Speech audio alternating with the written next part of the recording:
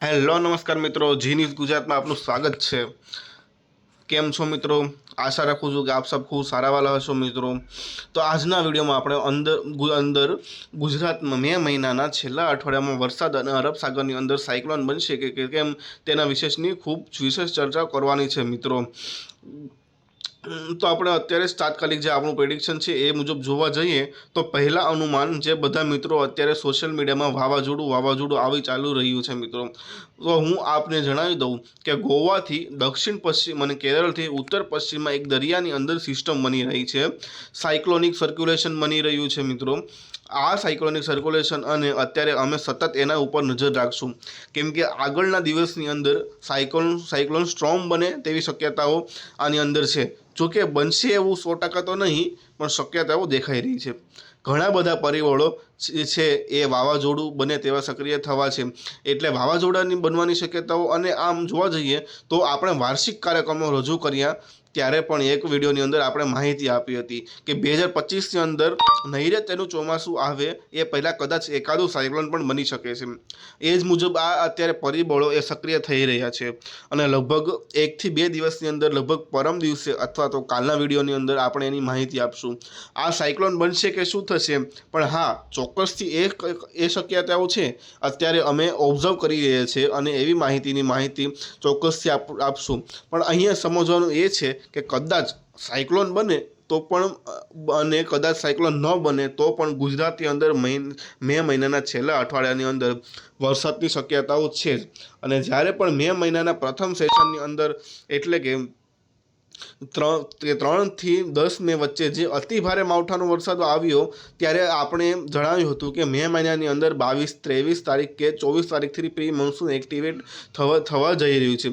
એટલે pre monsoon એક્ટિવિટીની ભાગરૂપે 22, 23 કે 24 તારીખથી ગુજરાતની અંદર વરસાદની શક્યતાઓ છે। જો કદાચ એ સિસ્ટમ જો વાવાઝોડું બનશે તો પવન સાથે અતિ ભારે વરસાદ પડશે અને કદાચ એ સિસ્ટમ એ વાવાઝોડા સુધી ન પહોંચે તો ડીપ ડિપ્રેશન અથવા ડિપ્રેશનના સ્વરૂપમાં આવે તો પણ ગુજરાતની અંદર 23-24 તારીખથી લઈને 31 મે સુધીની અંદર અનેક જગ્યાએ વરસાદ પડે તેવી શક્યતાઓ છે।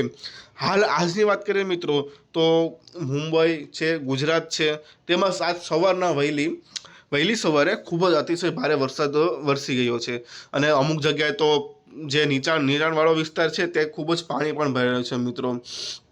જમીનના પુષ્કળ પ્રમાણમાં ભેજ છે અને કારણ બની શકે કે હવે ઓછા વરસાદો હોય 1-1.5 ઇંચ સુધીનો વરસાદ પડે તો વાવણી લાયક વરસાદ થઈ અને જમીન પૂરી પલળી જાય અને એને વાવેતર યોગ્ય વરસાદ પણ ગણી શકાય।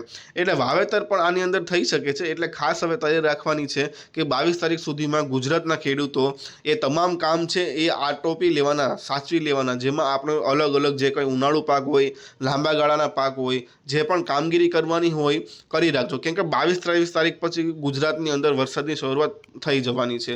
જોકે નૈઋત્યનું ચોમાસું નહીં હોય અને એક્ટિવિટી અથવા તો કોઈ વરસાદની સિસ્ટમની તીવ્ર અસર ગણવાની રહી છે। નૈઋત્યનું ચોમાસું હજુ કેરળ પણ નથી પહોંચ્યું। ગુજરાતમાં નૈઋત્યના ચોમાસાને પહોંચતા હજી ઘણો સમય લાગશે, પણ નૈઋત્યનું ચોમાસું ગુજરાતમાં પહોંચે એ પહેલાં મે મહિનાની અંદર છેલ્લા અઠવાડિયા અંદર એક મોટો વરસાદનો રાઉન્ડ આવી રહ્યો છે અને આ વરસાદનો રાઉન્ડ આવે તે વધારે શક્યતા અમે જે માની રહ્યા છીએ એમાં સૌરાષ્ટ્રના આમ તો લગભગ દરેક જિલ્લાઓ આવી જશે। ઓલ ઓવર સૌરાષ્ટ્રના દરેક જિલ્લાઓ છે, આણંદ, નડિયાદ, ખેડા જેવા વિસ્તારો, ત્યાર પછી જે દક્ષિણ ગુજરાતના ભરૂચ, અંકલેશ્વર હોય કે સુરત, વલસાડ, વાપી હોય એ દક્ષિણ ગુજરાતના તમામ વિસ્તારો એટલે સૌરાષ્ટ્ર, દક્ષિણ ગુજરાત અને મધ્યમ ગુજરાતના અમુક વિસ્તારો છે અને એવો સારો એવો વરસાદ થાય પૂર્વ ગુજરાતમાં, દાહોદ ગુજરાત સુધીના વિસ્તારને પણ આવો સારો એવો વરસાદ થાય તેવી શક્યતાઓ છે।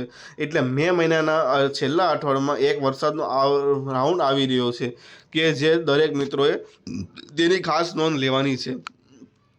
આ જ રહીએ છીએ એમાં સૌરાષ્ટ્રના આમ તો અમે દરેક જિલ્લાઓ ઓલ ઓવર